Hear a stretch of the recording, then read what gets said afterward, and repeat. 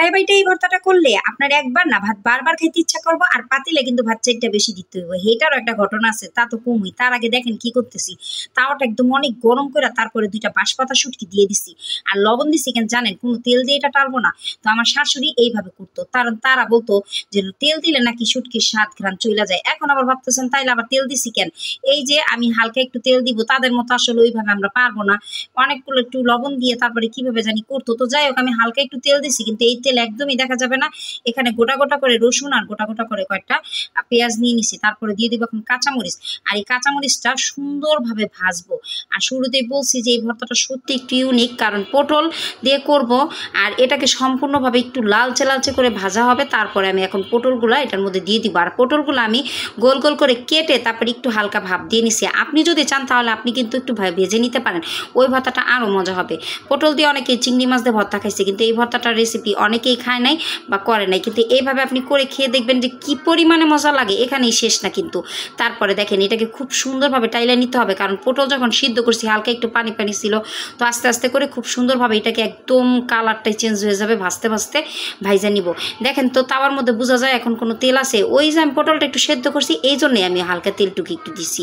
তো যাই হোক, আপনারা ইচ্ছা করলে দিবেন, না ইচ্ছা করলে নাই। তবে এই কথাটা সত্যি, আগের দিনের মানে মানুষ যা বলতো, তাদের রান্না বাড়ার স্বাদই ছিল অন্যরকম। আমার শাশুড়ি কখনো ভর্তার মধ্যে তেল দিয়ে শুটকি টালতো না, তারে দেখতাম সে লবণ দিয়ে ওইভাবে একটু শুটকিটা পেঁয়াজ রসুন সব কিছুর সাথে তার টালতো।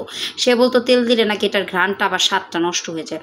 তো যাই হোক, তারপরে এই যে খুব সুন্দরভাবে এটা টেলে নিচ্ছি, খুব সুন্দর করে একদম, আবার কয়েকটা ধনিয়া পাতাও দিয়ে লইছি। তারপরে এখন পাটায় চলে যাব, বাটার পালা। আর পাটাটাকে খুব সুন্দর করে ধুইয়া বারান্দায় বসছি, একটু হালকা হালকা রোদ ছিল। তারপরে পাটা এখন ভর্তাটা করব। আর এই ভর্তাটা মানে কি বলবো, ওই যে বললাম পাতিলে ভাত চারটা বেশি দিতে হবে, সেই ঘটনাটাও বলতেছি। আজকে আমার বোন আসছে, মাঝে মাঝে সন্ধ্যার পর আসে, কিন্তু সমস্যাটা হয়েছিল আজকে অন্যটা।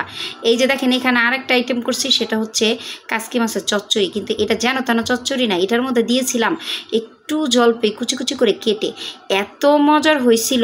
আলু আর একটু হালকা পটল দিয়ে তারপরে কাসকি মাছগুলো হাতে মাখাইয়া তার মধ্যে একটু জলপাই দিছি। আমার রসুনে যখন এই যে ইসের সিজন আসে জলপাইয়ের, তখনই আমি এভাবে করে একটু রান্না করি মাঝে মাঝে, এত মজা লাগে। একটু ঝাল ঝাল একটু টক টক, কে কে এরকম খান কমেন্টে জানাবেন। আর ওই যে হচ্ছে জলপাই, তো এটা রেসিপি আরেকদিন দিব। তারপরে এই যে কথা বলতে বলতে আমার ভর্তা হয়ে যাইতেছে, এদিকে বলতেছি আমার বোন আসছে, ওর জন্য আমি একটু ভর্তাও রাখছি, কিন্তু পাতিলে যে ভাত নাই সেটা আমার খেয়াল নেই। তো যাই হোক, অনেক মজার মজার আইটেম ছিল, কিন্তু ভাত আজকে একটু কম হয়ে গেছে, কারণ এই ভর্তা ভর্তি থাকলে একটু ভাতটা বেশি খাওয়া হয়। ভর্তাটা তো বাটা হয়েছে এখানে, কিন্তু শেষ না। আমি আবার এখানে কি করব, যেটা সবাই করে, মানে পাটায় ভর্তা করলে যে ভাত খাবো না, এইটা তো হইতে পারে না, তাই না?